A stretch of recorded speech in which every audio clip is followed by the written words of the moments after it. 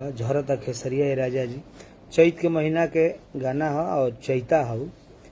तो आप सबसे आग्रह बा कि वो जाई हमारे ऑफिशियल चैनल पर प्रमोद प्रेमी एंटरटेनमेंट पे लिंक भी ऊपर डालल बा। लिंक के एक बार खोल के आप सब देखी और बताई कि गाना कैसन लागल आप सबके। जौन जेकर शिव लीला के गाना सुनो गणेश जी हेलो। और ये गाना के लेखक सोनू सुधाकर भाई के गाना है, विशाल के गाना आई और आर्या के संगीत भी। ये हालांकि रत्नेश के राय जी के ये संगीत है बनावल। गुलशन प्रेम जी प्रणाम भाई।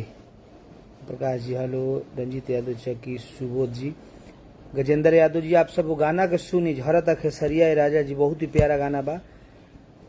और चैता के आप सब आनंद ली। चैता एक से एक बढ़ के सुने के मिली, लोकगीत भी सुने के मिली।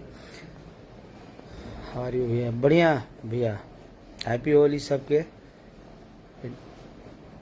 टुनटुन शुक्ला जी वीडियो आइल बा, लिंक डालल बा, जरूर सुनी और प्यार आशीर्वाद दी।